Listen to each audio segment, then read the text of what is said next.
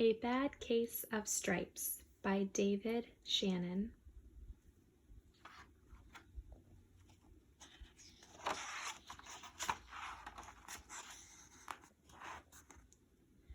Camilla Cream loved lima beans, but she never ate them.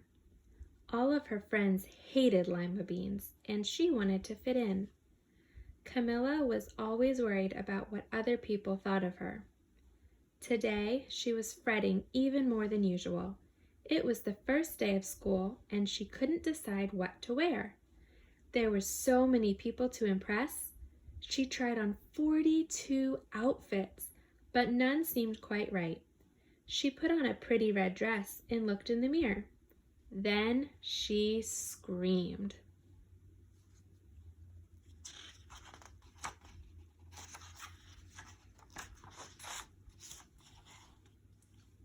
Her mother ran into the room and she screamed too.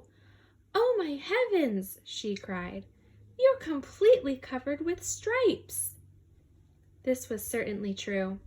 Camilla was striped from head to toe. She looked like a rainbow.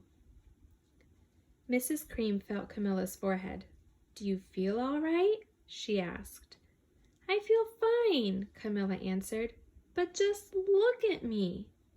"You get back in bed this instant," her mother ordered. "You are not going to school today." Camilla was relieved. She didn't want to miss the first day of school, but she was afraid of what the other kids would say, and she had no idea what to wear with those crazy stripes.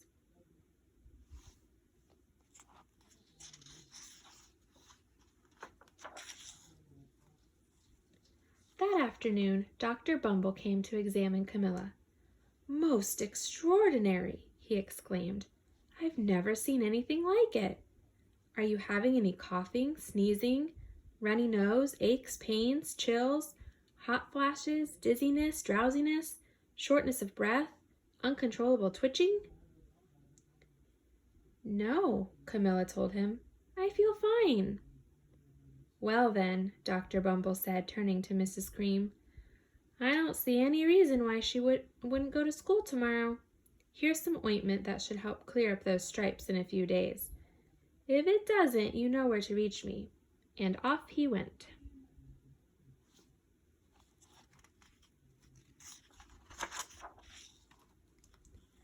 The next day was a disaster.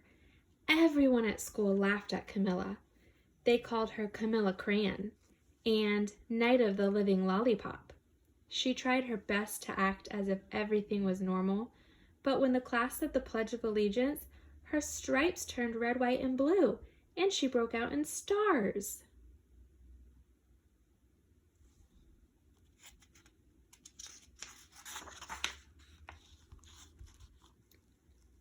The other kids thought this was great. One yelled out, "Let's see some purple polka dots." Sure enough, Camilla turned all purple polka dotty. Someone else shouted, "Checkerboard!" and a pattern of squares covered her skin. Soon, everyone was calling out different shapes and colors, and poor Camilla was changing faster than you can change channels on a TV.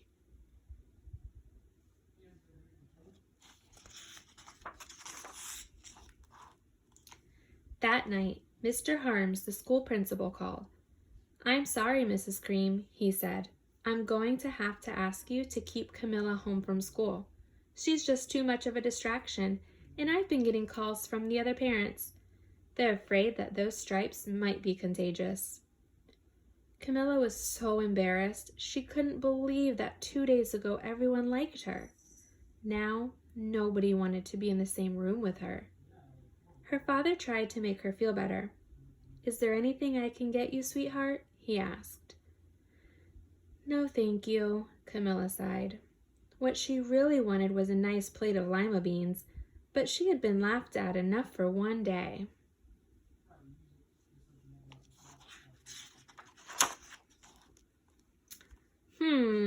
Well, yes, I see," Dr. Bumble mumbled when Mr. Cream phoned the next day.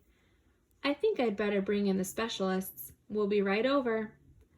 About an hour later, Dr. Bumble arrived with 4 people in long white coats. He introduced them to the Creams. "This is Dr. Grop, Dr. Sponge, Dr. Cricket, and Dr. Young." Then the specialists went to work on Camilla. They squeezed and jabbed, tapped and tested. It was very uncomfortable. "Well, it's not the mumps," concluded Dr. Grop. "Or the measles," said Dr. Sponge. "Definitely not chicken pox," put in Dr. Cricket. "Or sunburn," said Dr. Young. "Try these," said the specialists. They each handed her a bottle filled with different colored pills. "Take one of each before bed," said Dr. Grop. Then they filed out the front door, followed by Dr. Bumble.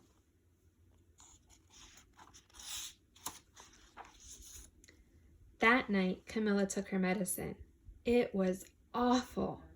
When she woke up the next morning, she did feel different, but when she got dressed, her clothes didn't fit right.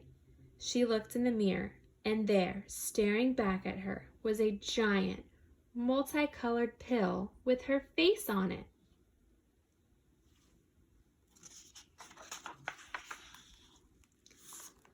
Dr. Bumble rushed over as soon as Mrs. Cream called.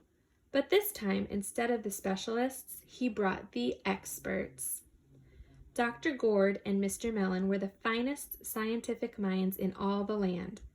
Once again, Camilla was poked and prodded, looked at and listened to. The expert wrote down lots of numbers. Then they huddled together and whispered. Dr. Gord finally spoke. "It might be a virus," he announced with authority. Suddenly, fuzzy little virus balls appeared all over Camilla. "Or possibly some form of bacteria," said Mr. Mellon. Out popped squiggly little bacteria tails. "Or it could be a fungus," added Dr. Gord. Instantly, Camilla was covered with different colored fungus blotches. The experts looked at Camilla, then at each other. "We need to go over these numbers again, back at the lab," Dr. Gord explained. "We'll call you when we know something."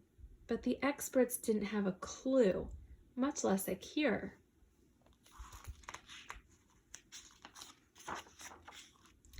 By now, the TV news had found out about Camilla. Reporters from every channel were outside her house, telling the story of the bizarre case of the incredible changing kid. Soon, a huge crowd was camped out on the front lawn.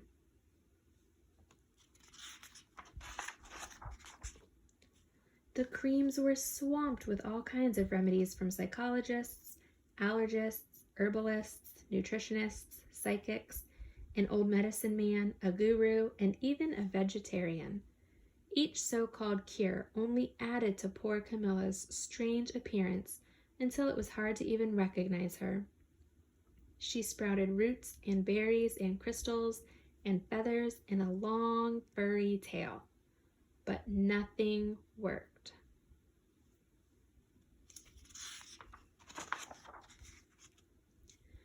One day, a woman who called herself an environmental therapist claimed she could cure Camilla. "Close your eyes," she said. "Breathe deeply and become one with your room." "I wish you hadn't said that," Camilla groaned. Slowly, she started to melt into the walls of her room. Her bed became her mouth, her nose was a dresser, and 2 paintings were her eyes. The therapist screamed and ran from the house. "What are we going to do?" cried Mrs. Cream. "It just keeps getting worse and worse." She began to sob. At that moment, Mr. Cream heard a quiet little knock at the front door. He opened it, and there stood an old woman who was just as plump and sweet as a strawberry. "Excuse me," she said brightly, "but I think I can help."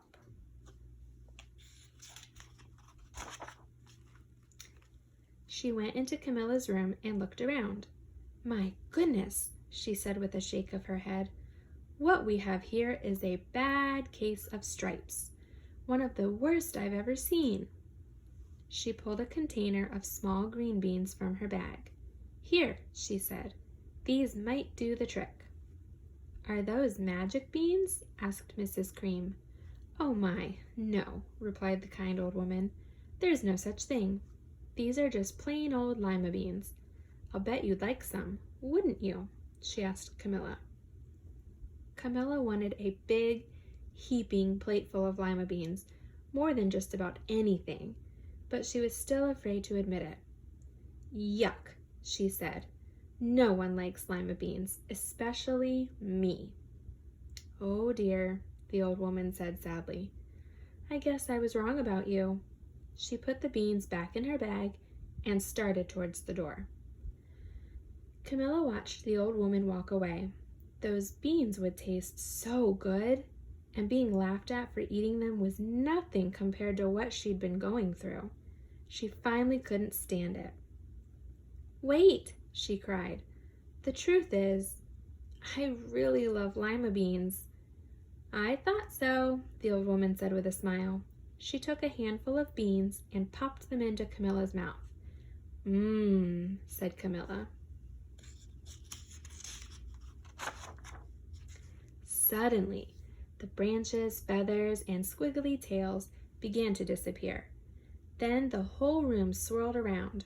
When it stopped, there stood Camilla, and everything was back to normal.